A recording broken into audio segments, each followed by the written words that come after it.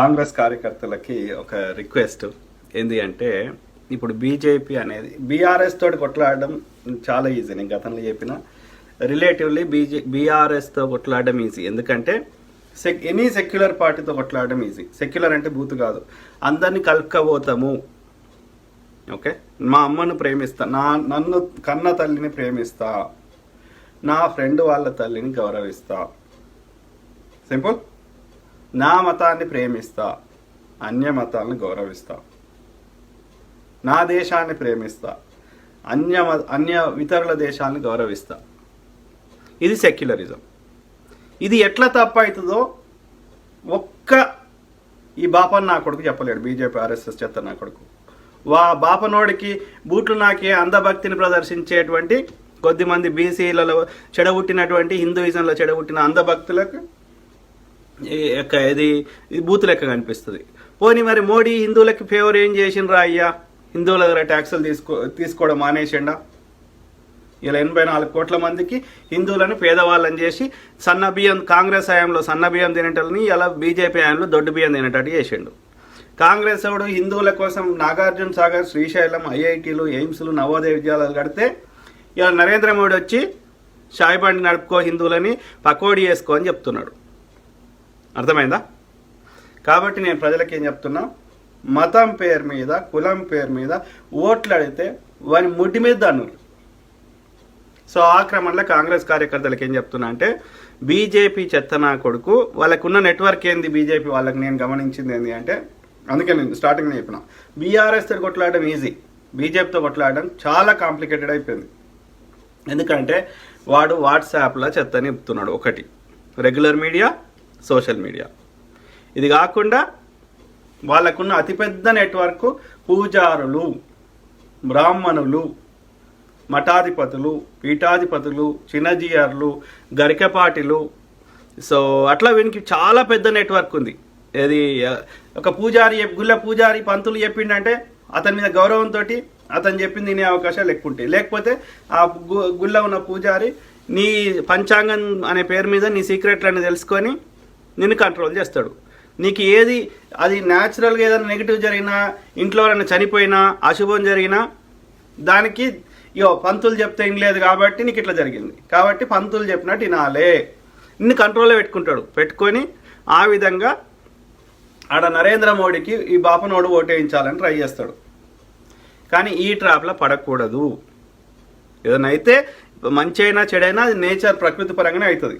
బాపనోడికి రోగం వస్తే వాడు మంత్రం చేసి తగ్గించుకోడు, మళ్ళీ మన డాక్టర్ దగ్గరికి వచ్చేసి వదిలిపించుకుంటాడు. వాటితో ఈ బ్రాహ్మణులకు అంత శక్తి ఉంటే భూమి యొక్క గమనాన్ని 1 సెకండ్ కూడా మార్చగలిగే శక్తి ఉంటే ఈ పూజారులకి మార్చమని చూద్దాం. 1 సెకండ్ ముందుకన్నా ఏమనండి, 1 సెకండ్ వెనకగానే ఏమనండి. భూమి గురుత్వాకర్షణ శక్తిని కొంచెం తగ్గిమనండి. వాడు ఎప్పుడు చేస్తాడో ఆమెకే తెలియదు. ఆడి చెప్తే ఎవడు వింటాడు? మంత్రాలకు చింతకాయలు రాలవు. అర్థమైందా? కాబట్టి మనని ఉల్లు చేస్తా అంటే కాకూడదు.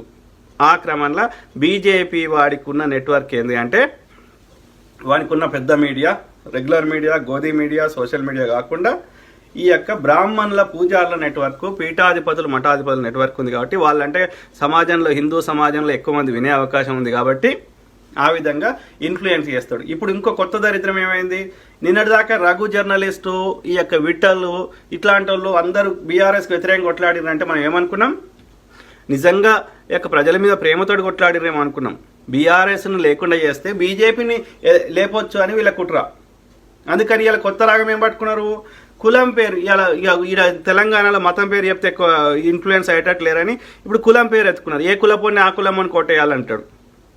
బీసీలకు మరి బిల్లు పెట్టవచ్చు కదా మోడీ. అన్ని పార్టీలలో బీసీలు ఉన్నారు కదా, అన్ని పార్టీలు బీసీలకు టికెట్లు ఇచ్చినాయి కదా. సో కాబట్టి వాడు ధర్మయుద్ధం చేసి గెలవాడు. వాని దగ్గర ఉన్న ఏంది, బీజేపీ దగ్గర ఒకటి ప్రతిదీ హిందూ ముస్లిం అని తెస్తాడు. అంటే విభజించి పాలించు, బ్రిటిష్ వాడి పాలసీ. మెజారిటీ ఉన్న వాళ్ళకి ఏదో ఫేవర్ చేసినట్టుగా నటించి మైనారిటీ ఉన్న వాళ్ళకి వాడిని ఎదుటివాడిని చంపేసి ఆ విధంగా మెజారిటీ వాళ్ళకి ఏదో ఫేవర్ చేసినట్టుగా నటించి ఆ విధంగా మైనారిటీలకు నష్టం చేస్తుండు, మెజారిటీ వాళ్ళకి నష్టం చేస్తుండు. ముస్లింలను కొట్టి హిందువుల లోపల ఉండే కొంతమంది సాడిస్టులని పిచ్చి లేపుతున్నాడు, మతం పిచ్చి లేపే ప్రయత్నం చేస్తున్నాడు. అక్కడ మణిపూర్లో ఇది మేతీల ఓట్లు ఎక్కువ ఉన్నాయి కాబట్టి కుక్కీలను కొట్టి మేతీల ఓట్లు సంపాదించడానికి ట్రై చేస్తున్నాడు. ఇట్లా సో 5-10% ఉన్న వాళ్ళు ద్రోహులు అన్నట్టుగా చిత్రీకరిస్తుండు వీని రాజకీయ లబ్ధి కోసం. మళ్ళీ వాని కొడితే హిందువులకు వచ్చేది ఏంది? హిందువుల దగ్గర ట్యాక్స్ తీసుకోలేదా? హిందువులకి రిజర్వేషన్ రద్దు చేయలేదా? హిందువులకి ఉన్న దేశ సంపద తీసుకుని అదానికి అంబానికి ఇవ్వలేదా? చెప్పండి, హిందువులకు మోడీ చేసిన ఒక్క మేలు చెప్పండి. కాబట్టి మతం ఫీలింగ్ తెప్పియాలి. ఎప్పుడో బాబరు ఎక్కడో ఎవరో కాలంలో అంట గుళ్ళు కూలినాయంట. ప్రతి రాజు కాలంలో గుళ్ళు కూలినాయి, రాజుల తర్వాత కాలంలో కూడా గుళ్ళు కూలినాయి, గుప్త నిధుల కోసం గుళ్ళు కూలినాయి, అనేక ఉన్న గుళ్ళను శిథిలావస్థకు అవుతున్నాయి. కాబట్టి గుడికి ఆ గుళ్ళ అన్నదానం చేయాలన్నా నా రైతు వండియాలి, రైతు సమస్యలు తీర్చాడు. అర్థమైందా? కాబట్టి ఈ యొక్క ఒకటి విభజించి పాలించు అనే మెథడ్లా ఆ విధంగా హిందువుల సంపద కావాలి మోడీకి, హిందువుల ఓట్లు కావాలి. సో అదొక అజెండా. ఇది ఈ యొక్క విభజించి పాలించు హిందూ ముస్లిం ప్రతిదాన్ని యొక్క ఏ ఇన్సిడెంట్ జరిగినా అది ముస్లిమ్స్ అని. ఇంకా రెండోది కాంగ్రెస్ మీద బురద చల్లడం. అంటే ఆల్టర్నేటివ్ లేదు కాబట్టి నేను ఎంత దుర్మార్గుడైనా ఎంత దోసుకున్నా నాకే ఓటేస్తారు అని ఈ యొక్క మోడీ భ్రమ. సో ఆ విధంగా కాంగ్రెస్ పార్టీ మీద బురద చల్లుతాడు. కాంగ్రెస్ అంటే కాంగ్రెస్, ఇటు బీజేపీ అంటే హిందూ ముస్లిం అని చెప్పి హిందువులు ఎక్కువ ఉన్నారు కాబట్టి అందులోకి వెళ్ళి 84%కి వెళ్ళి సగం మంది ఓటేసినా 40 మంది 30 మంది ఓటేసినా నేను గెలుస్తా. ఎల్లకాలం ఎంతమంది ఎంత దోసుకున్నా, వందల లక్షల కోట్లు దోసుకున్నా నాకే ఓట్లేస్తారు అని భ్రమపడుతున్నాడు. హిందువులు అంటే అంత ఉల్లు అనుకుంటున్నాడు. కాబట్టి నా హిందూ సోదరులారా, సోదరీమణులారా, మిత్రులారా ఆలోచించండి. మన హిందువుల సంపద ఏమైంది? మనం ఎందుకు పేదోళ్ళమైనాం? మన కొడుకుల్ని బిడ్డల్ని చదివిపిస్తే అయినా కానీ మళ్ళీ ఇవాళ ఒక పని దొరకలేదు. ఇంతకుముందు ఐఐటీలలో ఎయిమ్స్ ఐఐఎంలో చదువుకున్న వాళ్ళకి ఉద్యోగాలు వచ్చేటి క్యాంపస్ ఇంటర్వ్యూస్. ఇప్పుడు అవి కూడా వస్తలేవు. అర్థమైందా? దేశాన్ని అస్తవ్యస్తం చేసిండు. ఆకలి సూచికలో 106వ స్థానానికి దిగజారినాం. అదాని అంబానీ ఆస్తులు పెరిగినాయి కానీ దేశ ప్రజల ఆస్తులు తగ్గిపోయినాయి, ధరలు పెరిగినాయి. అన్ని రకాలుగా భారతదేశం నాశనమైంది. కేవలం వాట్సాప్ల గోడి మీడియాలు మాత్రమే మోడీ చేసిన అభివృద్ధి కనిపిస్తుంది కానీ గ్రౌండ్ రియాలిటీ భయంకరంగా ఉన్నది. ఉత్తర భారతదేశంలో ఒక్క ఓట్లు వాడే అవకాశం లేవు. సో దక్షిణ భారతదేశంలో మతం పిచ్చి లేపాలని ట్రై చేస్తుండు. అదొక పాయింట్. ఇక కాంగ్రెస్ మీద బురద చల్లుతాడు. 60 ఏళ్ల కింద చచ్చిపోయిన నెహ్రూ గారి మీద బురద చల్లుతాడు. పంచవర్ష ప్రణాళికలు పెట్టి దేశాన్ని ఇంత అభివృద్ధి చేసిన కాంగ్రెస్ పార్టీ మీద, అదేవిధంగా పండిత్ జవహర్లాల్ నెహ్రూ గారి మీద బురద చల్లుతాడు. ఆయన రాసిన పుస్తకాలు ఏంది, ఆయనకున్న నాలెడ్జ్ ఏంది, ఆయన చేసిన దేశానికి సేవ ఏంది, నరేంద్ర మోడీకి ముచ్చడి చెప్తే కూడా అర్థం కాదు. అమెరికా ప్రెసిడెంట్ జో బైడెన్ గారు ఏదో అంటే అది అర్థమైతలేదు మోడీకి. అర్థమవుతుందా? ఆ పరిస్థితి ఉంది. కాబట్టి ఒక అన్పడ్గా వారు అట్లాంటి అన్పడు ప్రపంచ ఆర్థిక శాస్త్రవేత్త, అత్యంత మేధావి, దేశాన్ని ఆర్థిక సంక్షోభం నుంచి బయటకు తెచ్చినటువంటి మన్మోహన్ సింగ్ గారిని ఆయన కాలి కొనగోటికి కూడా సరిపోడు ఈ అన్పడ్ మోడీ. ఆయన మీద దుష్ప్రచారం. ఇక మోడీ స్పీచెస్ ఎక్కడైనా చూడండి కాంగ్రెస్ తిట్టుడు తప్ప నేను 10 ఏళ్ళకి ఇన్ని గ్యారంటీలు చెప్పినా, ఏమైనా చేసినా, ఇంతమందికి ఆవాస్ యోజన కింద ఇండ్లు ఇచ్చినా ఒకటని ఉన్నదా నిజం? ప్రజా సమస్యల మీద చర్చనే లేదు. అయితే హిందూ ముస్లింల మీద బురదలుడు, కాంగ్రెస్ మీద బురదలుడు, విభజించి అందరిని కలిసి బతకాల్సిన దేశంలో కొట్లాడితే ఓడొస్తారా పెట్టుబడులు? సో ఈ విధంగా నాశనం చేస్తున్నాడు. కాబట్టి కాంగ్రెస్ పార్టీ కార్యకర్తలకి ఈ చెత్త నుంచి మనం ఇన్ని రకాల చెత్త నుంచి బీజేపీ చేసే ఈ చెత్త నుంచి ప్రజల్ని కాపాడుతూ, హిందువులను కాపాడుతూ ప్రజలకు వాస్తవాలు చెప్పే ప్రయత్నం చేయాలి. కాబట్టి మీరు ఎట్లయితే గ్రౌండ్లో తిరుగుతూ ఆ న్యాయ 5 న్యాయ కార్డు, గ్యారంటీ కార్డు ఇంటింటికి పంచుతున్నారు కదా, దాంతోపాటు బీజేపీ నేతలు అనేక సందర్భాల్లో ప్రధానమంత్రి మోడీతో సహా అనేక మంది బీజేపీ నేతలు రిజర్వేషన్ రద్దు చేస్తాం, 400 సీట్లు ఇవ్వండి, మేము రాజ్యాంగాన్ని ఎత్తేస్తాం అని అనేక సందర్భాలు అన్నారు. అనేక వీడియోలు ఉన్నాయి. ఆ వీడియోలని అదేవిధంగా మోడీ ఈ 10 ఏళ్లలో ఎన్ని వాగ్దానాలు ఇచ్చిండు, ఎన్ని నెరవేర్చలేదు, ఎంత మోసం చేసిండు, ఎన్ని రకాలుగా దేశాన్ని నాశనం చేసిండు, నోట్ల రద్దు ప్రతిపక్షాల దగ్గర లేకుండా పైసలు లేకుండా చేయడానికి చేసిండు, ప్రజలు ఎన్నుకున్న ప్రభుత్వాన్ని కూల్చిండు. ప్రజాస్వామ్యాన్ని కూని చేసిండు. సిబిఐ, ఈడీ, ఐటీ దాడులు కేవలం ప్రతిపక్షాలకు కోసమే చేసిండు. బీజేపీ పార్టీలో జాయిన్ అయితే వాళ్ళ మీద ఎలాంటి కేసులు లేవు, ఎలాంటి విచారణ లేవు. ప్రజలు ఎన్నుకున్నటువంటి యొక్క ప్రజాప్రతినిధులని ముఖ్యమంత్రులని లోపల జైల్లో పెట్టిండు. అకారణంగా ఎలాంటి ఆధారం లేకుండా ప్రజా నియంతృత్వాన్ని పెంచి పోషిస్తున్నాడు. ఇన్ని దేశాల పర్యటన చేసింది కేవలం అదానికి దేశ సంపద దోషపెట్టడానికి, కాంట్రాక్ట్లు ఇప్పించడానికి, కానీ ఒక్క దేశంతో ఒక డీల్ చేసుకురాలేదు. కాబట్టి 15 లక్షలు తెస్తా అని 1 లక్ష కూడా వేయలేదు.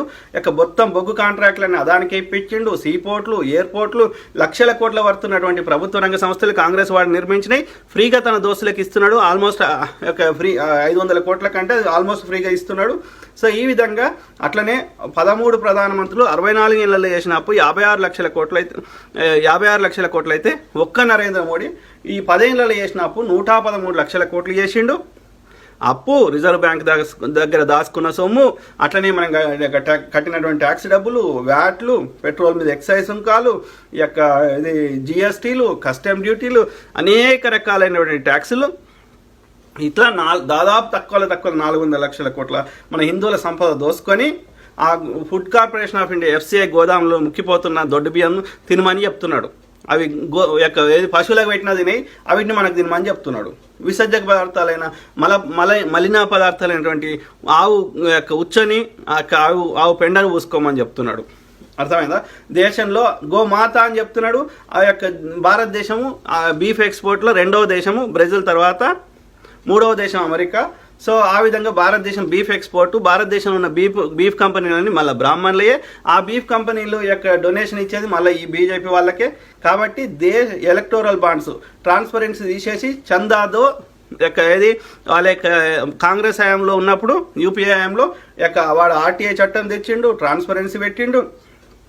అట్లనే వాడు ఒక వ్యాపారి 100 కోట్ల లాభం చేస్తే అందులో 7 కోట్లు మాత్రమే రాజకీయ పార్టీలకు డొనేషన్ చేసే విధంగా అది ఎవరిచ్చిండ్రు అనేది ట్రాన్స్పరెన్సీ ఉంటే ట్రాన్స్పరెన్సీ తీసేసి ఎంతైనా దానం చేసుకోవచ్చని అట్లా అత్యధిక చందా వసూలు చేసింది బీజేపీ. 2017 ఎలక్టోరల్ బాండ్స్ చట్టం తెచ్చి 8,000 కోట్లు వీళ్ళకి ఇచ్చిందంటే వాళ్ళకి ఎన్ని లక్షల కోట్ల వరకు కాంట్రాక్ట్లు ఇచ్చినావు, వాడు ఎన్ని దోసుకోవడానికి గేమింగ్ కంపెనీ వాడు ఎంతమంది బెట్టింగ్ల ద్వారా ఎంతమంది ప్రాణాలతో ఆడుకుంటుంటే దానికి మద్దతు ఇచ్చి ఫార్మా కంపెనీలు ఎంత దరిద్ర మందులు ఇచ్చినా కానీ వాళ్ళని చేసుకొని ఇచ్చి అట్లా మన దగ్గర మన ప్రాణాలతో చెలగాటం ఆడుతుంటే నీ చందా కోసం వానికి దందా ఇచ్చి మన దేశ ప్రజల యొక్క సంపద దోసుకున్నావు, మన ప్రాణాలతో ఆడుకున్నావు.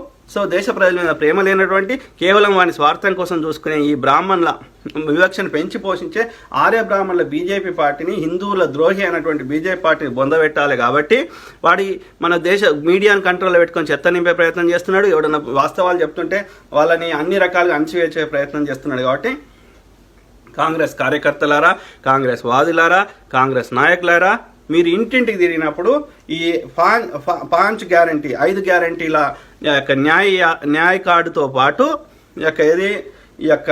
ఏమంటారు బీజేపీ ఫెయిల్యూర్ సంబంధించిన ఒక కార్డు కూడా ఈ 10 ఏళ్లలో అతను చేసిన కార్డు, దాంతోపాటు బీజేపీ నాయకులు మాట్లాడినటువంటి వాళ్ళ ఫెయిల్యూర్ వీడియోలు కానీ, ఆ రిజర్వేషన్ సంబంధించి ఎత్తేస్తాము, రాజ్యాంగాన్ని ఎత్తేస్తామన్న వీడియోలు కానీ, అవి కూడా మీరు ఇంటింటి తిరిగినప్పుడు మీ స్మార్ట్ ఫోన్లలో చూపెట్టండి.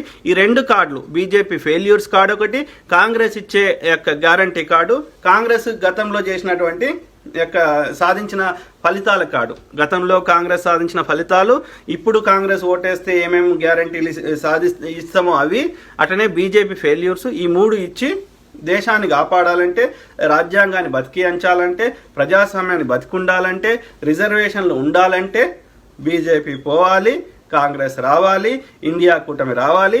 కాబట్టి ఇంటింటికి తిరిగి ఇప్పుడు చెప్పిన 4-5 కార్డులు, అదేవిధంగా బీజేపీ నేతలు మాట్లాడిన వీడియోలు, బీజేపీ ఫెయిల్యూర్ సంబంధించిన వీడియోలు, ఇవన్నీ వాళ్ళకు ఇంటింటికి తిరిగి చూపెట్టి కాంగ్రెస్ ఓటేయమని మనం వాళ్ళని రిక్వెస్ట్ చెప్దాం. సో ఆ విధంగా వాళ్ళకి చెప్తే వాళ్ళు కరెక్ట్ ఎందుకంటే చాలామందికి బీజేపీ గోడీ మీడియా చెప్పిందే వీళ్ళ చెత్తనే నింపుతున్నారు. కాబట్టి అది కాకుండా వాస్తవాలు చెప్పే ప్రయత్నం చేద్దాం. వాస్తవాలు చెప్తే డెఫినెట్లీ అందులో ఒక 100 మందికి చెప్తే 90 మంది కాంగ్రెస్ కొట్టేస్తారు. సో ఆ విధంగా మనం ప్రజాస్వామ్యాన్ని బతికిద్దాం, బీజేపీని తన్ని పారదోల్దాం. కాబట్టి కాంగ్రెస్ కార్యకర్తలరా, ఓకే, సో ఇంటింటికి ఇవన్నీ ఇప్పుడు నేను చెప్పిన అన్నిటితో వెళ్ళి చెప్తారని ఆశిస్తూ, ఓకే, కాంగ్రెస్ని గెలిపించుకుందాం, ప్రజాస్వామ్యాన్ని పునరుద్ధరించుకుందాం, భారత్ మాతాకి జై.